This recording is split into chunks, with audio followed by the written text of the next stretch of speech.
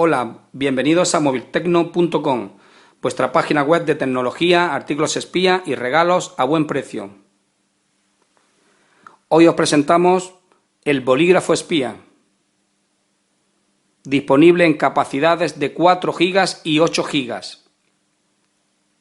Aparentemente es un bolígrafo normal, el cual incluye una microcámara en su parte delantera para poder realizar vídeos y grabar sonido.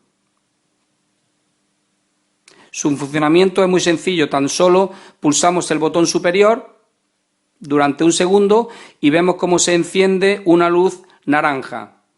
A los cuantos segundos pasa a color azul y en este momento nos indica que está por su parte delantera para que no se vea la luz.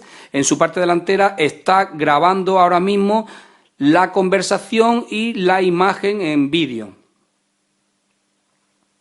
Para hacer una pausa pulsamos de nuevo el botón y vemos cómo se enciende la luz naranja. En este momento el bolígrafo está en pausa y para apagar completamente mantenemos pulsado durante 2 segundos y se apaga la luz por completo y en este momento el bolígrafo está apagado.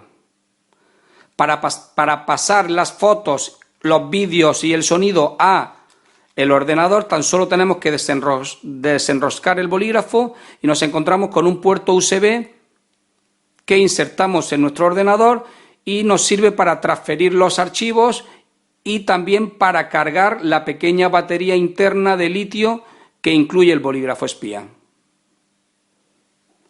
Como ven, un dispositivo para grabar vídeo a un precio muy económico. Lo podéis comprar en moviltecno.com. Muchas gracias.